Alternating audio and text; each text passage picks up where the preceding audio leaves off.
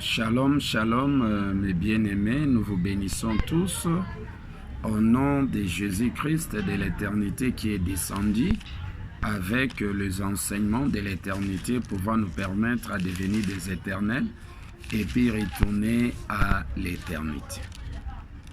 Nous allons parler d'une personne qui a traversé le royaume des cieux et il est allé jusqu'au royaume des cieux éternels. Et nous commençons, nous lisons, nous allons parler, notre thème c'est du royaume des cieux jusqu'au royaume des cieux éternels. Dieu avait la mission de commencer son ministère au royaume des cieux et terminer son ministère au royaume des cieux éternels. Christ avait la mission de commencer son ministère dans le royaume des cieux et puis achever son ministère dans le royaume des cieux éternels.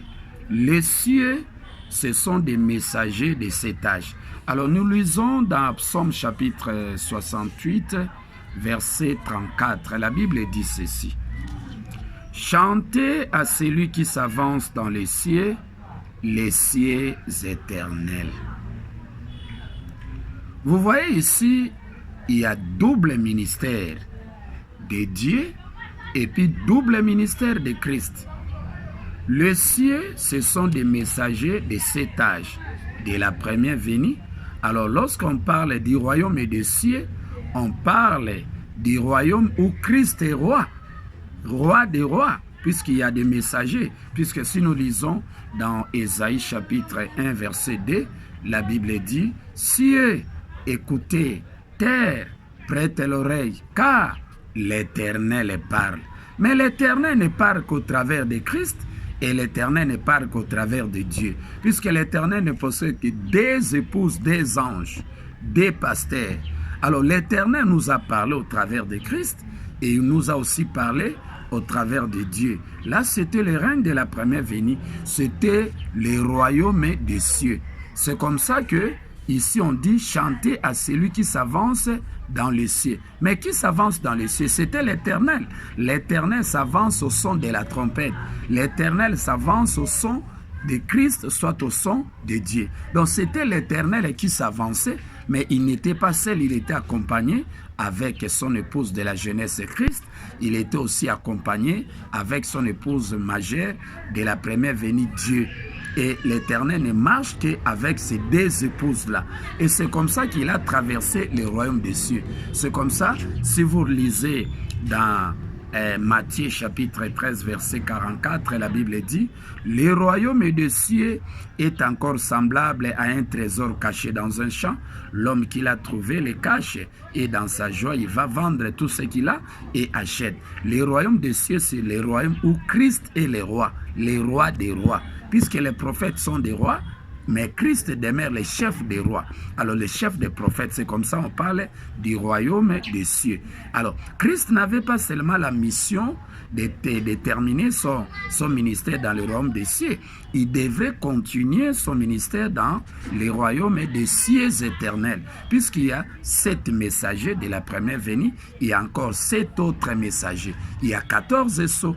Il y a les messagers de 7 âges de la première venue. Il y a encore des messagers de 7 autres âges de l'éternité. Ce sont les vieillards qui ont prédit pour les enseignements de l'éternité. C'est comme ça que Dieu avait la mission de commencer son ministère dans les royaumes des cieux. Là, c'est le règne de la première venue. Là, c'était le règne des 1000 ans de Jésus-Christ.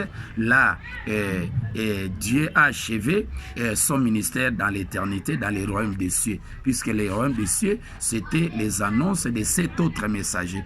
Et si vous lisez Apocalypse chapitre 12, 12, la Bible dit « Réjouissez-vous les cieux, et vous qui habitez dans le cieux, mais malheur à la terre et aux habitants de la terre, car le diable est descendu vers vous, animé d'une grande colère, sachant qu'il a peu de temps. » C'est-à-dire que les prophètes de cet âge devraient se réjouir parce qu'ils avaient bénéficié la révélation de l'Éternel au travers de Jésus et la révélation de l'Éternel au travers de Dieu. C'est comme ça on parle de l'Apocalypse 1.1, révélation de l'Éternel que de l'éternel Dieu est transmis à Jésus, hein, que Jésus a transmis au messager de cet âge. C'était une révélation de Jésus-Christ que l'éternel Dieu a transmis à Jésus pour que Jésus aussi à son tour puisse transmettre à ses serviteurs qui étaient dans les royaumes des cieux, dans son royaume. Alors, Dieu a achevé son ministère de la première venue, mais Christ aussi avait la mission de continuer son ministère dans les royaumes des cieux éternels. Dans les royaumes des cieux, c'était la ligne. Mais dans les royaumes des cieux éternels, là, c'est la nouvelle ligne. Puisque si vous lisez à Psaume 81, dans Psaume 81, aujourd'hui, nous ne parlons plus du règne de la ligne. Le règne de la ligne est passé. Le règne de Jésus-Christ de 1000 ans est passé. Le règne de la première venue de Jésus-Christ est déjà fini.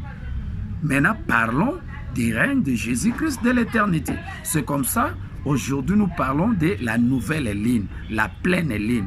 Lisons Psaume chapitre 81, verset 4, la Bible dit ceci. « Sonnez de la trompette à la nouvelle ligne, à la pleine ligne au jour de notre fête, car c'est une loi pour Israël, une ordonnance du Dieu de Jacob, donc de l'Éternel. » Ça dit qu'aujourd'hui, nous ne parlons plus de la ligne, puisque la ligne, c'était le règne de Jésus-Christ de la première venue. Lorsque Jésus était dans les royaumes des cieux, là, c'était la ligne. Aujourd'hui, Jésus-Christ accomplit son ministère dans les royaumes des cieux éternels. Les cieux éternels, là, c'est la nouvelle ligne.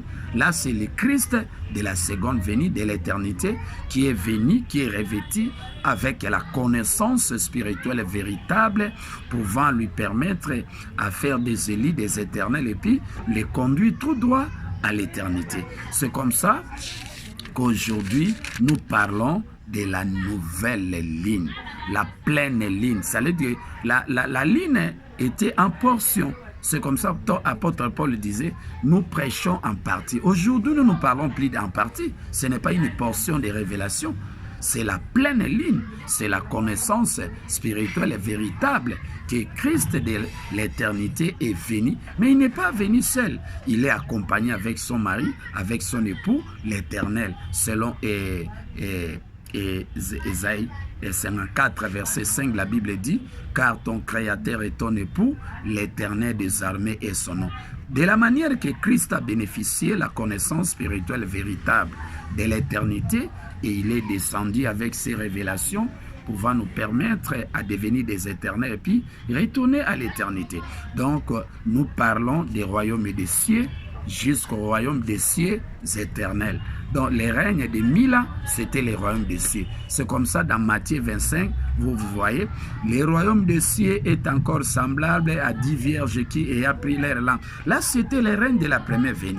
Mais aujourd'hui, nous parlons les royaumes des cieux éternels.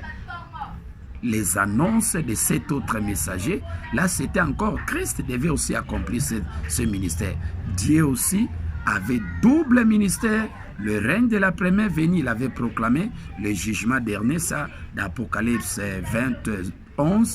Là, après le règne de 1000 ans, c'était Dieu qui a commencé.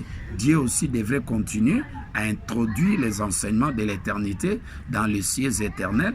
Et Christ aussi est venu avec le développement des enseignements de l'éternité, proclamés, et chacun a la responsabilité de conduire sa nation à l'éternité. Christ n'a pas non plus la responsabilité de conduire les élus que l'Éternel a mis à la disposition de Dieu. Dieu non plus n'a pas cette responsabilité de conduire les prédestinés que l'Éternel a mis à la disposition de Christ. Chacun a la responsabilité d'amener ses élus, ses disciples à l'éternité. Nous vous invitons à amasser les enseignements de l'éternité que l'Éternel nous enseigne au travers de Christ et il nous enseigne au travers de Dieu pour faire de nous des éternels et puis retourner à l'éternité. Si vous rejetez les enseignements de l'éternité que l'Éternel nous enseigne maintenant même au travers de Christ, sachez-le mes bien-aimés que la porte de l'éternité sera fermée pour vous. Que l'Éternel vous bénisse et qu'il vous accorde la bénédiction en abondance.